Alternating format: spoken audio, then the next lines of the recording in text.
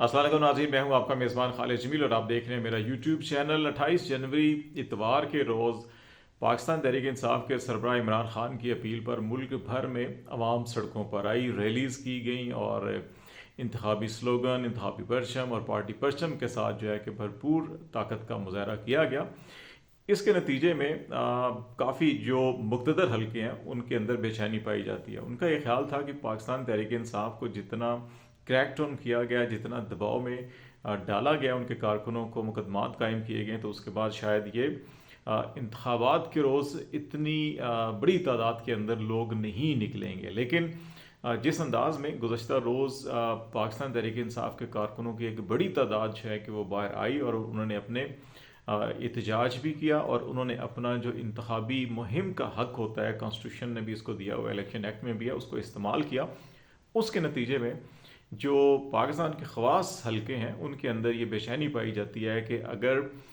यही जोश व जज्बा 8 फरवरी को हुआ तो उसके नतीजे में एक बहुत बड़ी तादाद, ख़ास तौर के ऊपर जो 2.25 करोड़ नए वोटर हैं जो 18 से 23 साल की उम्र है उनकी, वो अगर आते हैं, वो अपना हक़ राय दही इस्तेमाल करते हैं और पाकिस्तान तहरीक इंसाफ 2018 के इलेक्शन में पहले ही 1 करोड़ 70 लाख के करीब वोट हासिल किए उसने।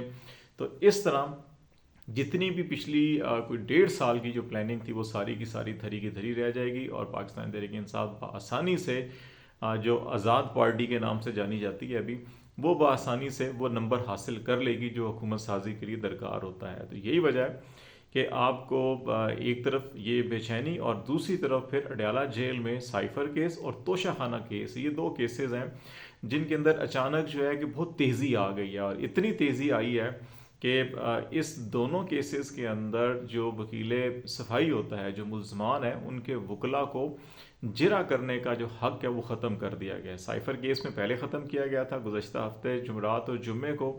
पीटीआई के वकला जो है वो पेश नहीं हुए और उसमें जुमरात को पेश हुए थे। इस्लामाबाद हाई कोर्ट में एक उनकी तारीख थी क्योंकि मुकदमात की भरमार है चेयरमैन पीटीआई के ख़िलाफ़। तो हाई कोर्ट से पेश होकर जब वो अडयाला जेल पहुंचे तो कहा गया जी कि समाअत हो चुकी है, आज आपकी गैर हाज़िरी लगी है। तो उसके बाद जुम्मे के रोज़ जो पीटीआई के एक वकील थे उनकी दांत का ऑपरेशन था, वो नहीं आए और फिर उन्होंने रुखसत की दरख्वास्त दी थी लेकिन वो जज साहब ने कबूल नहीं की और फिर उस वक़्त हक़ के जरा ख़त्म करके फिर स्टेट कौंसल जो होता है वो कायम किया गया, सरकारी वकील कायम किया। और मज़े की बात है कि उस सरकारी वकील ने वो रात को कायम हुआ और सुबह 9 बजे वो अदालत में पहुंचा हुआ था जिरा करने के लिए। अब उसने केस कितने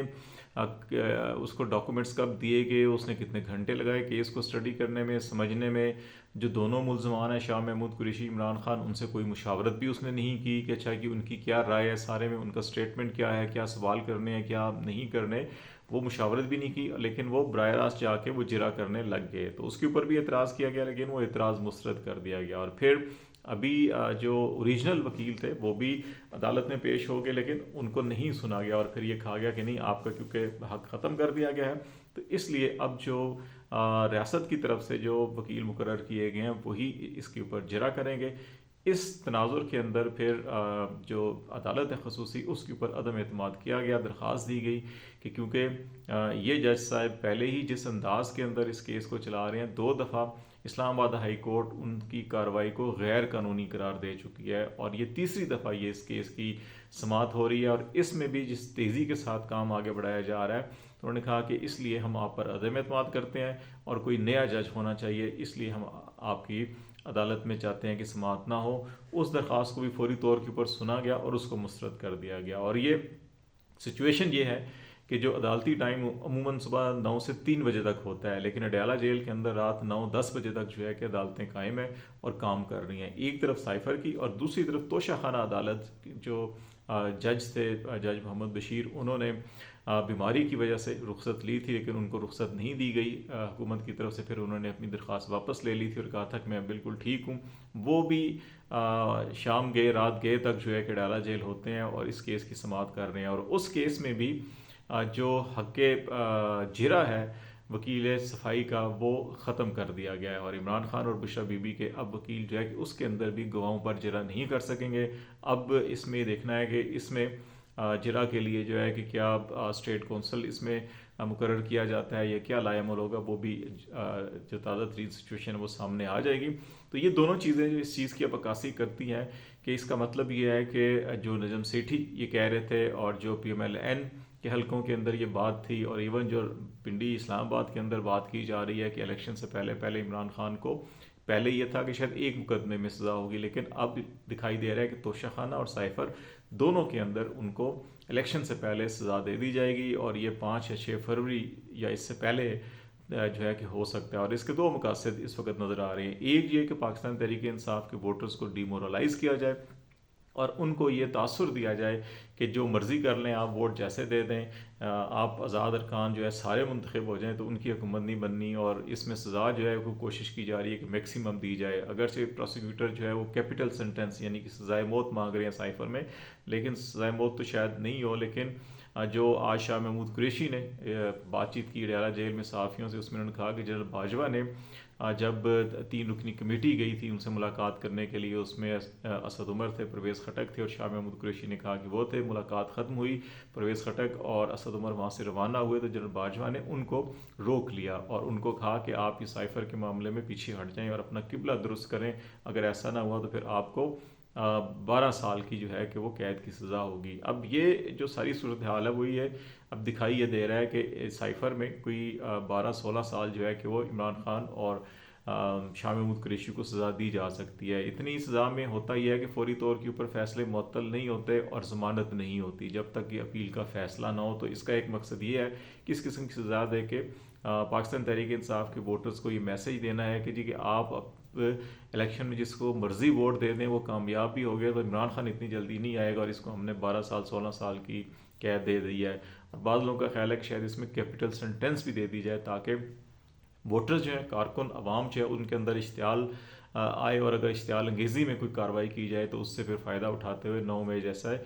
واقعات کا کوئی کارروائی کی جا سکتی ہے۔ تو اس لیے عوام کو میرا خیال ہے کہ بڑا محتاط رہنا ہوگا، مشتعل نہیں ہونا ہوگا۔ عوام کی طاقت ووٹ ہوتا ہے، عوام کی اصل طاقت جو بیلٹ ہے، اور عوام کو پرامن طریقے سے 8 فروری کو ضرور اپنا حق رائے دے استعمال کرنا چاہیے۔ جائیں ووٹ دیں اپنی مرضی کی پارٹی، چاہے وہ پیپلز پارٹی ہے، نون لیگ ہے، تحریک انصاف ہے، اپنی مرضی کی پارٹی کو دیں، اور جتنا زیادہ ٹرن اوور ہوگا اتنی ہی زیادہ دھاندلی کے امکانات کم ہو جاتے ہیں۔ تو اس لیے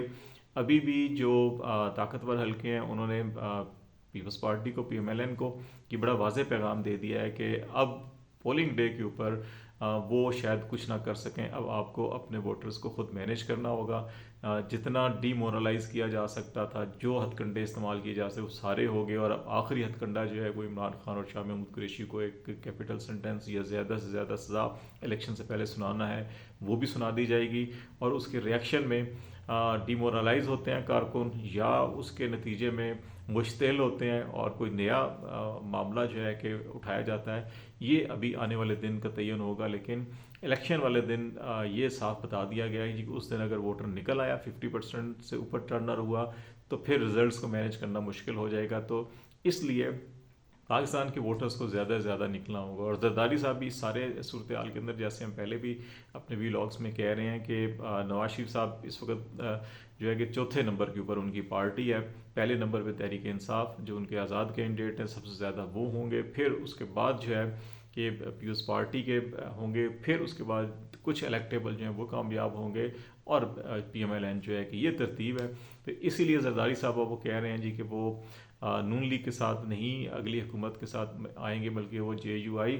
اور دیگر جماعتیں اور جو آزاد ارکان ہیں ان کے ساتھ مل کر حکومت بنائیں گے۔ اور پیپلز پارٹی جو ہے گزشتہ کچھ دنوں سے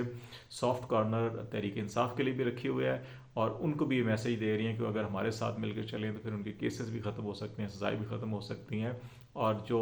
کانسٹیٹیوشنل یا لیگل ریفارمز ہیں وہ بھی مل کر سکتے ہیں۔ تو یہ ایک نئی ابھی زرداری صاحب جو ہے کہ اس کے اوپر معاملات کو آگے بڑھا رہے ہیں۔ تو دیکھتے ہیں کہ آنے والے دنوں کے اندر فیصلے کب ہوتے ہیں عدالتوں کے، اور ان کے نتیجے میں کیا معاملات ہوں گے، آپ کو آگاہ کرتے رہیں گے۔ آج تک کے لیے اتنا ہی۔ خالد شمیل کو اجازت دیجیے، اللہ حافظ۔